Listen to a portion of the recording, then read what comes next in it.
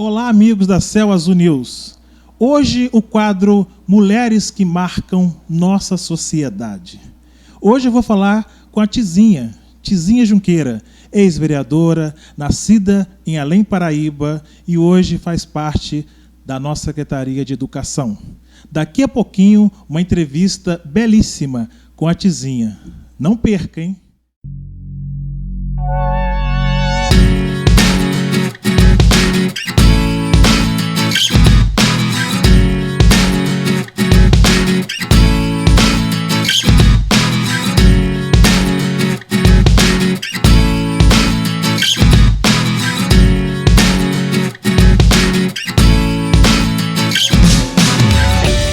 Olá, amigos do canal Céu Azul News. Hoje, para mim, é um dia marcante, um dia muito importante no sentido de ter uma pessoa maravilhosa que contribuiu muito e contribui até hoje para o município de Leopoldina. Eu estou falando da minha amiga Tizinha, da cidade daqui de Leopoldina, e ela vai contar um pouco da sua história e vai dizer hoje quais são os projetos que ela tem junto à Secretaria de Educação.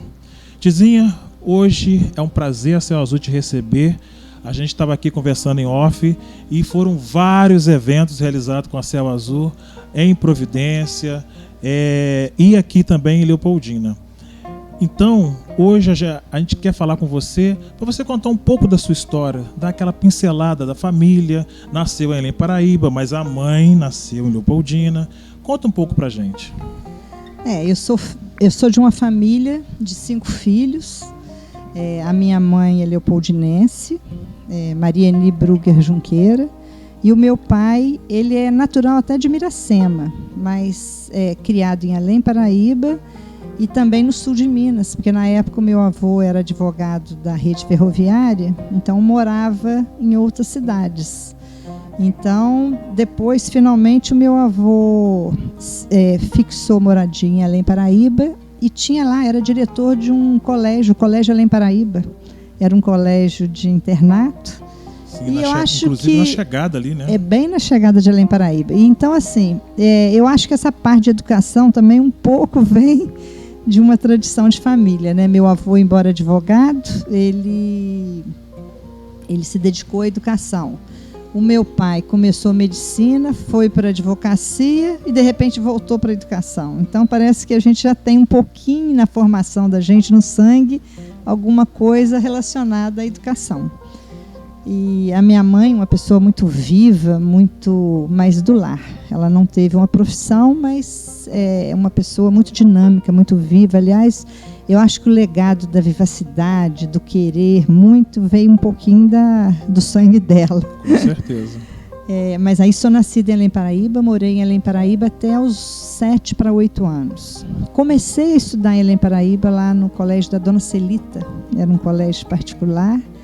E de lá, quando meu pai foi para Itajubá, no sul de Minas, eu fui estudar numa escola também particular, chamava 19 de Março, e já no ano seguinte eu já fui para o Colégio das Irmãs. Então a primeira etapa do ensino fundamental eu fiz em escolas particulares.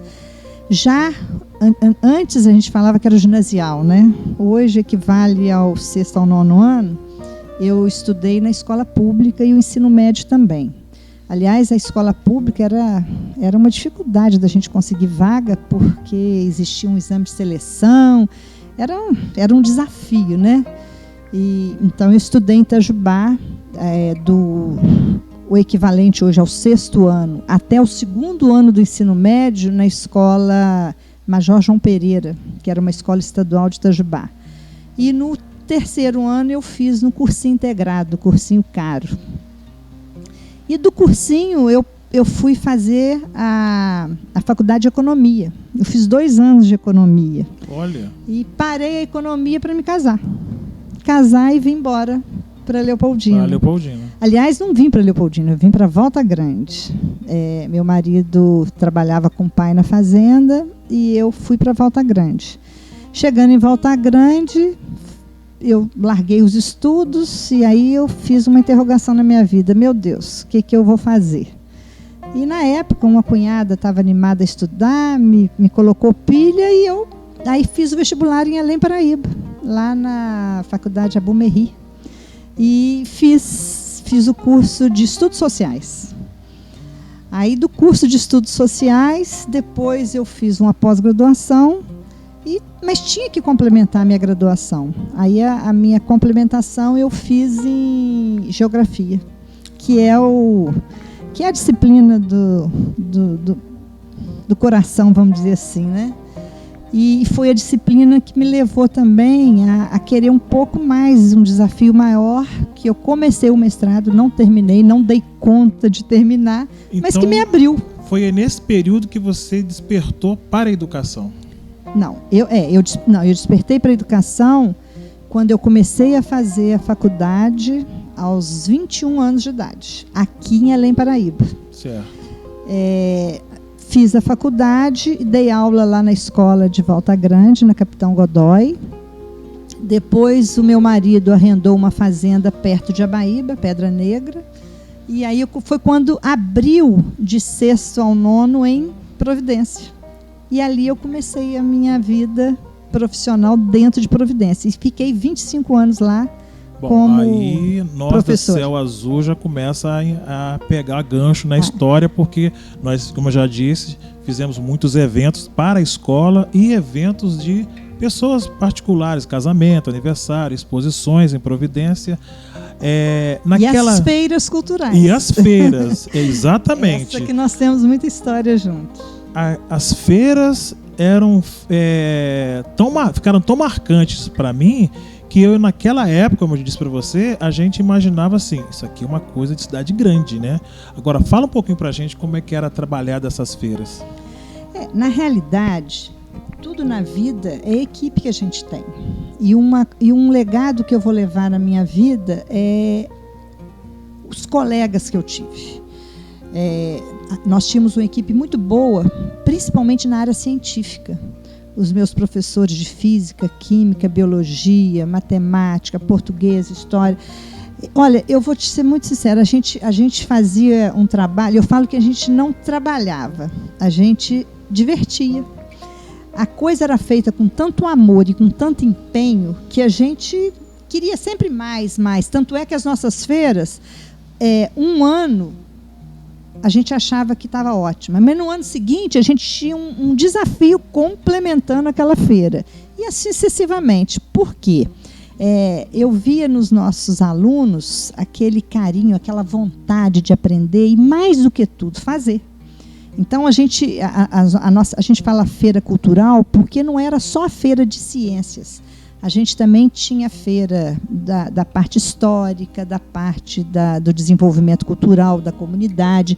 Nós levantamos a história do distrito, que, por sinal, é uma belíssima história. Com certeza. É uma história que nós tivemos a época áurea do café. Então, Providência, eu costumo dizer, é um distrito que tinha agência bancária, agência de automóvel, tinha cinema, 32 ou 36 estabelecimentos comerciais.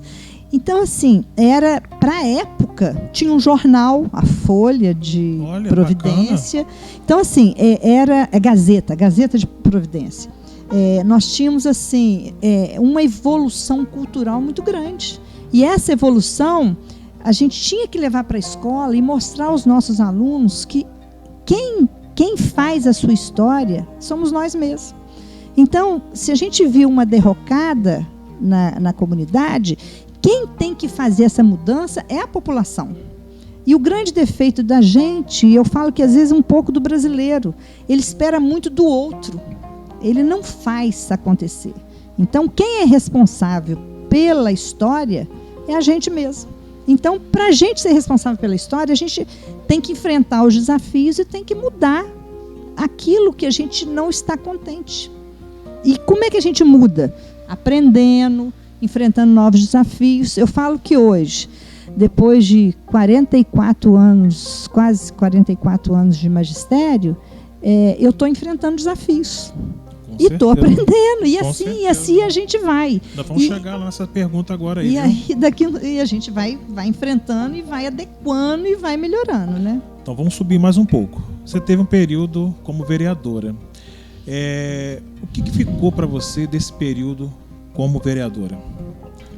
Eu costumo dizer o seguinte. seguinte, toda experiência é válida, toda. A experiência mais importante para mim como vereadora foi, eu falo que me fez perder um pouco a ingenuidade. Porque eu acreditava nas pessoas, eu acreditava em tudo. E depois eu entendi que o jogo político é um jogo que a gente tem que ter mais vivacidade, a gente tem que ser mais astuta, e eu não tinha essa característica. Tanto é que eu não quis mais me conduzir à vida política nesse aspecto.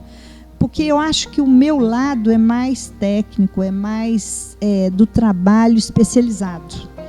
E a parte política, embora a minha área me dê uma oportunidade de um conhecimento muito grande, mas não é o meu perfil trabalhar nesses moldes, nesses desafios. Eu, por exemplo, hoje, eu acho que eu me realizo muito mais profissionalmente, pessoalmente, do que enquanto vereadora. Sim. Entendeu? Então, assim, outro desafio que eu tive na minha vida foi ser diretora de escola. Eu costumo dizer que, como diretora, foi o período que eu mais aprendi na minha vida. Em termos de conhecimento, foi o que eu mais aprendi. Porque antes eu era voltada à parte pedagógica. Com a direção, eu tive que fazer 3 cursos de gestão. Então, esses 3 cursos de gestão e mais a minha vivência me deram um conhecimento global de uma escola. Eu até costumo dizer que todo professor devia passar por vários segmentos como eu passei. Concordo com você. Porque eu comecei como professora, mas eu já fui professora, eu já fui secretária, eu já fui vice-diretora, né, diretora. E eu, na época que eu comecei na escola, e comecei na direção da escola, a escola era pequena, eu não tinha direito a vice-diretor. Teve um período que eu não tive nem supervisor. Eu não tinha bibliotecária. Hoje a gente vê assim, o reconhecimento da necessidade desses profissionais. Mas naquela época a gente não tinha. Então nós passamos muito aperto. Eu, por exemplo, passei muito aperto em Providência, que naquele momento as escolas do Estado, elas enviavam dinheiro para a gente administrar. E o dinheiro que eu administrava na escola era para pagar energia. Não dava para ter manutenção. Aí entra a sua presença. Você lembra aqueles eventos que a gente fazia? Fazia festa junina, pegava a festa da exposição, a gente fazia o diabo para conseguir ganhar um dinheiro para a gente poder incrementar os nossos projetos. De passagem, ótimas festas, viu? Graças a Deus, a gente... E aí foi quando eu entendi que educação não é apenas o banco da escola. Educação é a formação integral. E o que é a formação integral? É o aluno vivenciar as situações.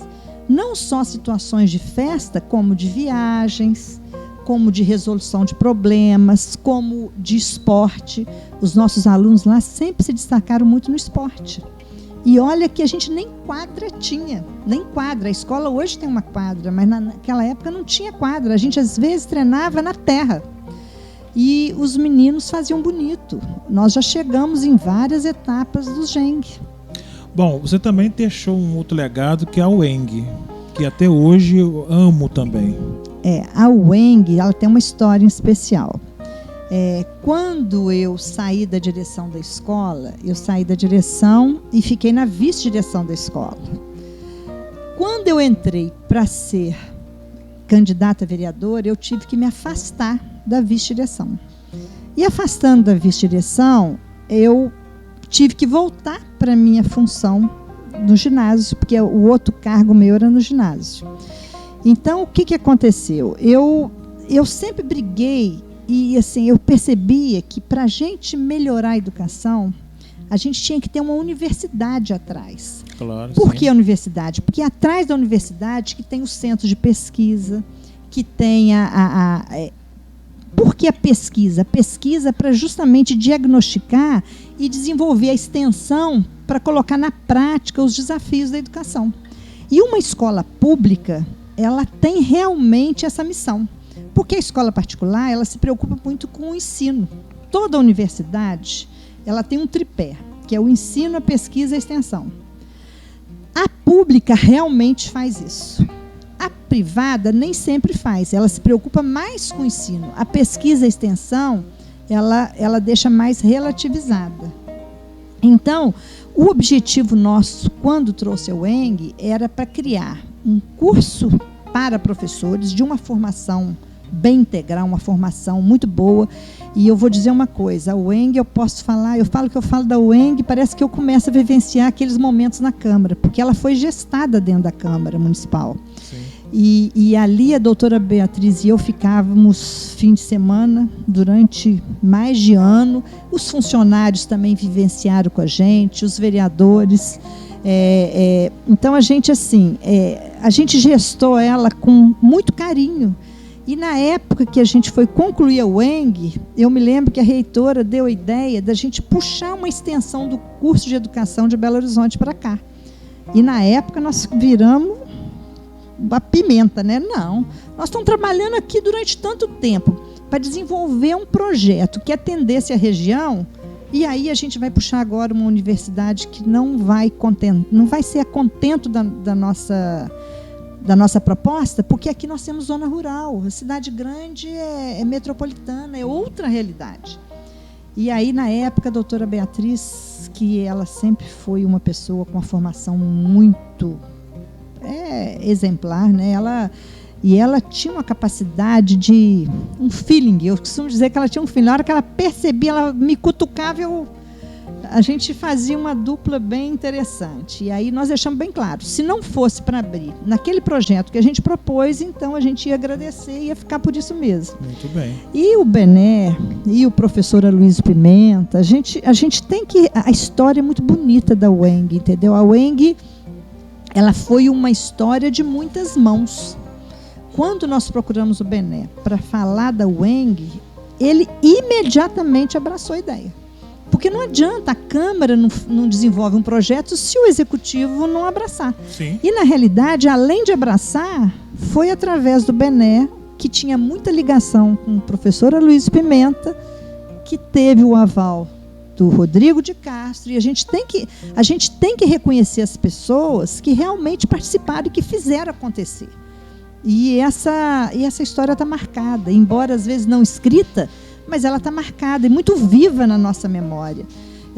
Inclusive a reitora teve aqui, quem gosta de futebol, né, no último segundo do período de prorrogação, do segundo tempo, não, da prorrogação mesmo.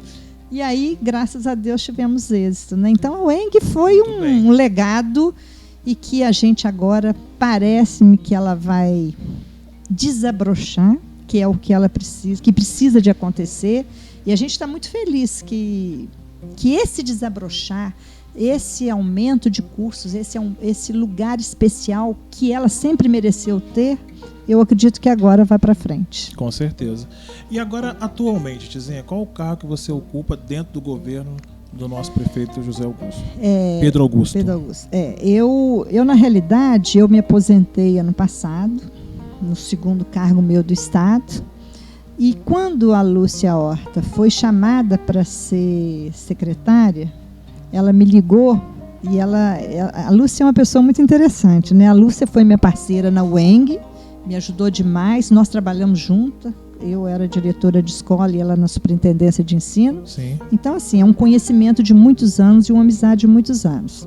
E a Lúcia, ela tem uns trocadilhos que eu acho interessante, que às vezes eu guardo, porque ela é uma pessoa que tem uma presença de espírito, assim, ela faz uns trocadilhos que a gente tem hora que fica até meio... Até nem tem como falar com ela, não, porque ela amarra a gente, né? Então, eu me lembro que ela falou assim, ela não queria pegar a secretaria, e a gente insistindo, na época de Leus, e eu principalmente, não, tem que pegar, Leopoldina tem que ir para frente, aquela coisa toda. E eu sei que ela aceitou o cargo. Um belo de um dia ela me liga, depois de 40 minutos de conversa, falei, Lúcia, o que está acontecendo? Aí ela falou assim, olha, você me jogou no fogo, agora você vem me ajudar a apagar incêndio. É uma coisa que eu nunca mais esqueci, que ela me falou, e eu conversei com meu marido, eu falei, pois é, agora ela mexeu com o meu brilho também. E a gente, assim, é uma questão de interação. E também eu vi ali na oportunidade de continuidade daquele projeto da UENG. Sim. Que eu vi parado, que eu vi mais ou menos estacionado. E a gente entende o seguinte: se você quer mudar uma realidade, a forma mais fácil de ser mudada é pela educação. Não existe, eu não conheço. Também não. Não conheço outra fórmula que não seja através da educação. Porque através da educação é que a gente enfrenta os desafios, que a gente começa a entender, que a gente tem soluções, que a gente desenvolve as habilidades e competências para poder chegar aonde a gente pretende chegar. E aí é que eu falo muito, sempre falei com meus alunos com relação ao seguinte: você é o agente da história. O agente é o que faz, quem faz a história somos nós. E se nós temos que fazer a história, então a gente tem que criar mecanismos e habilidades e competências para isso. Porque não adianta eu ter conhecimento de uma geografia ou de uma matemática ou saber a língua muito bem, se eu não sei colocar em prática. Então, tem gente que estuda para quê? Não adianta eu decodificar uma letra e eu não entender o que aquela somatória de letras quer dizer. Então, o mais importante que eu vejo na educação é o quê?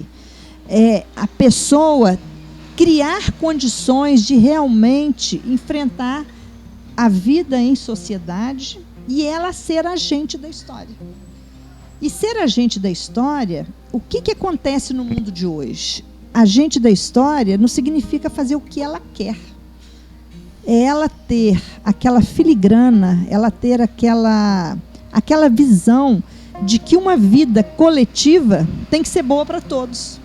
E boa para todos significa todos terem conhecimento. Com certeza. Né? E aí que é importante a gente fazer o trabalho. E quando você fala de Weng, o Weng é um sonho, né? É o sonho que realizou. Só não se realizou na parte da agropecuária. Mas na parte da educação, que era a minha área, graças a Deus, a gente teve sucesso. Ótimo. E agora, quais são os seus principais projetos hoje? Hoje eu ocupo a função de superintendente de ensino e apoio pedagógico. Então, o nosso desafio hoje, o primeiro grande desafio que nós temos é a alfabetização. Ponto. Por que alfabetização?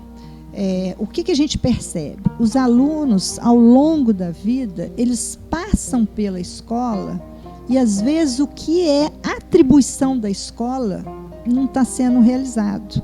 Porque eu costumo dizer o seguinte: quem educa o filho é a família, mas quem alfabetiza o filho é a escola. E, às vezes, as bolas são trocadas. Às vezes, a escola está fazendo função que não é dela.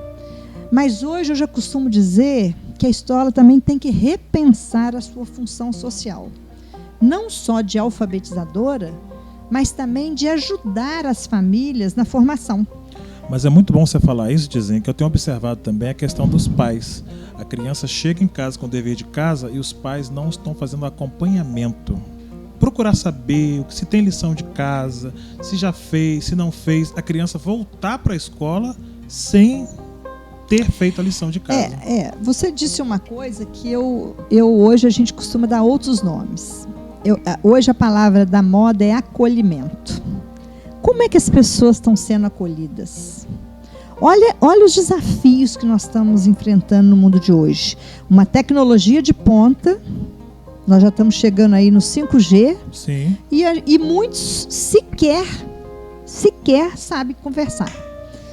E aí eu pergunto o seguinte: olha, hoje as coisas materiais, elas costumam ter mais valor do que as pessoas, do que o ser humano. Infelizmente. E às vezes também, com o desafio da vida, os pais também ou trabalham em horário diferenciado dos filhos. Então, assim, cada caso é um caso.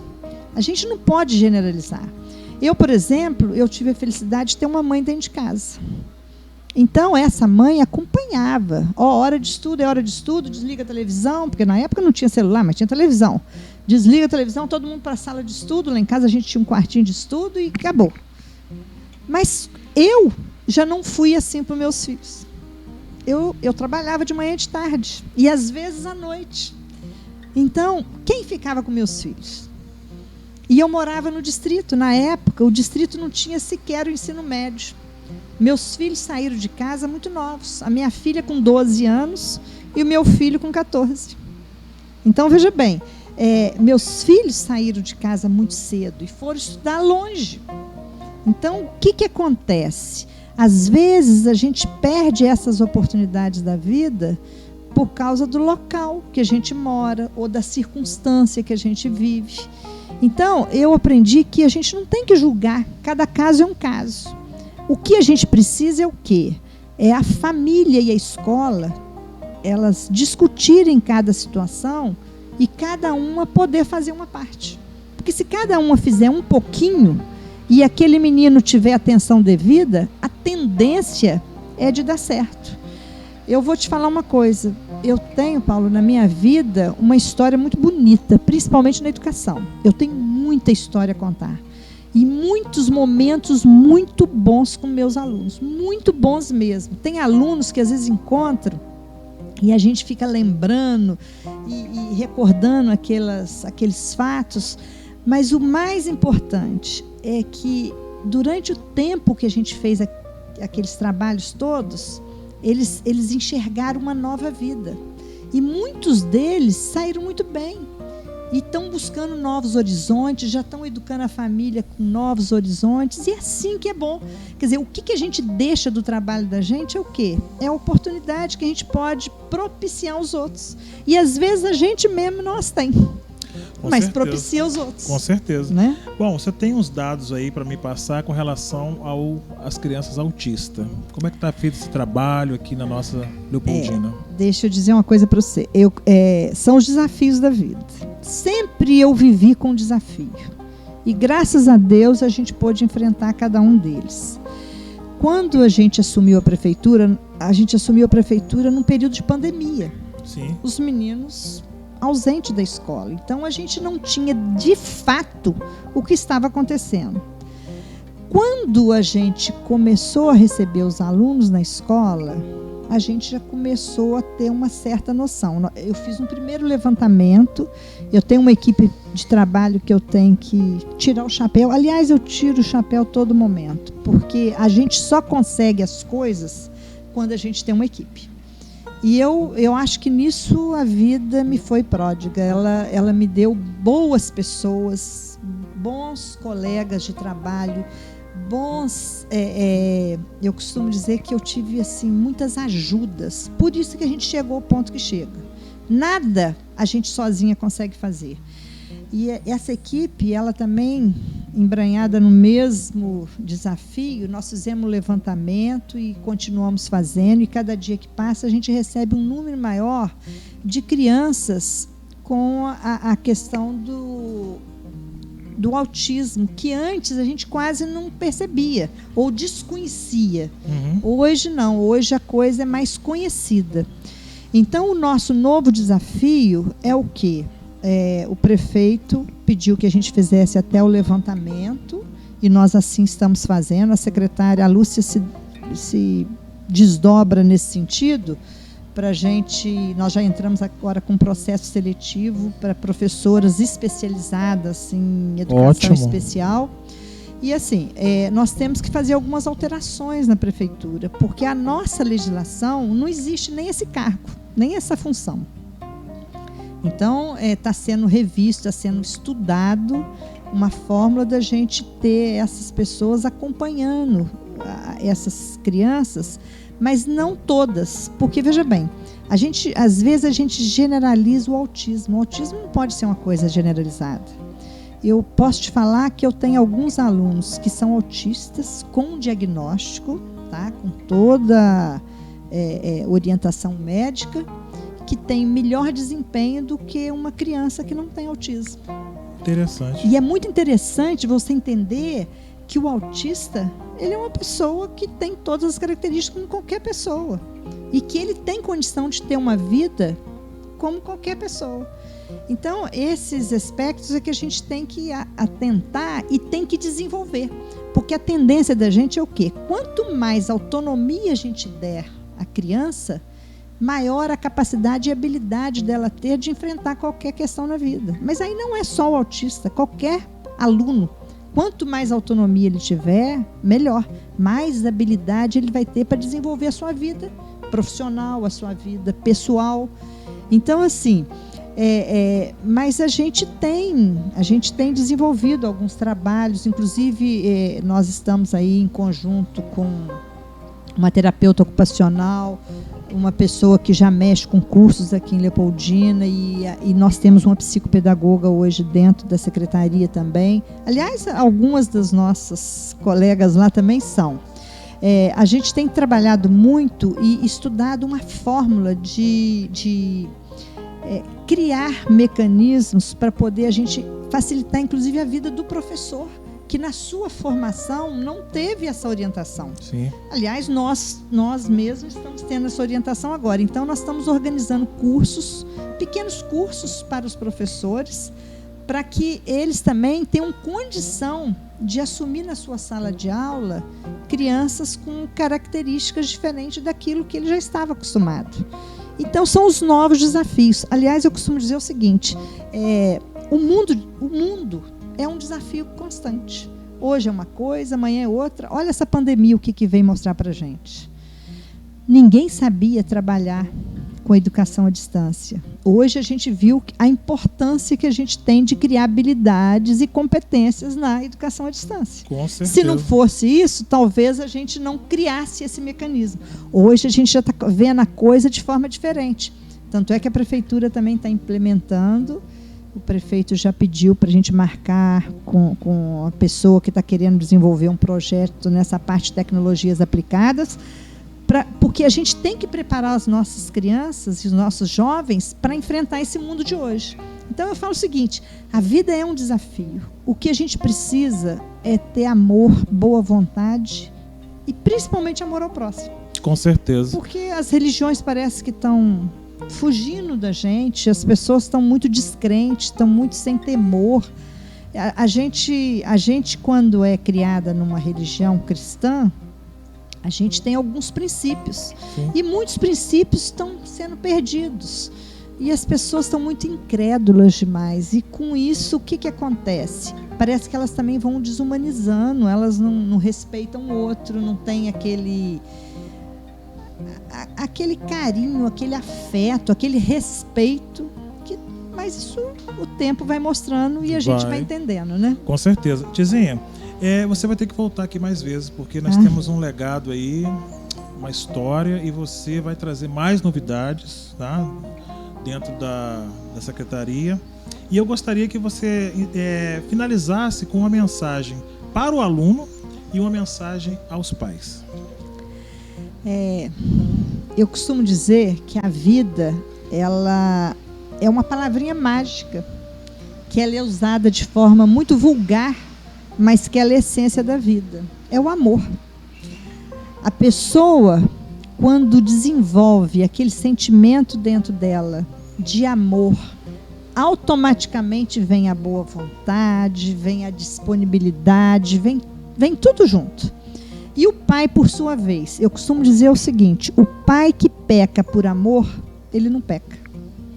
É preferível pecar por mais do que por menos. Com certeza. Então, eu acho que a mensagem que a gente tem que deixar para o aluno é o seguinte, você é agente da sua história. Como agente da sua história, você é responsável por você. O pai é o quê? Você peque por amor, mas não deixe de amar. Porque é pelo amor que a gente consegue construir uma criança saudável. Veja bem, amor não significa criar crianças possessivas, egoístas, não. Amor é dar acolhimento, é dar carinho, é dar o que o ser humano precisa de básico. Um mínimo de atenção. Eu falo que na época da tecnologia, a gente reúne uma família, todo mundo está com um celularzinho. E ninguém conversa entre si. É essa conversa que a gente está fazendo aqui. Exatamente. E isso aí é muito importante. São essas conversas, são essas histórias que fazem a gente deixar um legado. E esse legado, eu costumo dizer que quando a gente encontra em reunião de família, o tempo todo é o saudosismo. A gente lembra aquilo que a gente vivenciou. Hoje você me fez lembrar momentos da minha história muito interessantes. As feiras culturais, aquelas festas que você organizava de amigos, de pessoas queridas. E assim, você me fez reportar aquelas viagens que a gente fazia, principalmente quando levava os meninos para o Rio de Janeiro, que eles passavam pelo São Bento. O Dom Tadeu, uma pessoa que a gente tem um agradecimento eterno a ele, ele proporcionava aos nossos alunos de Providência oportunidades que a gente não pode esquecer, que é a gratidão eterna. Com certeza. Através da Elô, uma prima que apresentou e que trabalhava com a gente também, que ajudava muito, ele dava oportunidade para as crianças e mostrava uma realidade para as crianças, que as crianças, se não fosse ali daquela forma, não teriam outra oportunidade. Então, assim, essas oportunidades é que fazem as pessoas crescerem. Essas viagens que a gente fazia. Então, assim, isso faz com que a gente relembre momentos importantes da vida. E com certeza você vai voltar aqui mais vezes para nós relembrar de mais coisas. Tem das exposições, né, das festas. Muita história boa, muita coisa. É que eu sempre digo, Tizinha, o canal Céu Azul ele está sempre de portas abertas para a educação. A educação é que vai mudar esse país, seja no trânsito, seja politicamente, seja em qualquer aspecto. Vamos formar jovens que queiram crescer na vida. Leopoldina tem todo um potencial para crescer. Por isso que eu digo, se inscreva no nosso canal, Céu Azul News no YouTube, também no Facebook. A Tizinha veio hoje, o tempo está um pouco prolongado, mas ela vai voltar mais vezes, porque ela vai trazer mais novidades, porque Tizinha e a Secretaria de Educação realizam um ótimo trabalho para a Leopoldina. Céu Azul News nos eventos.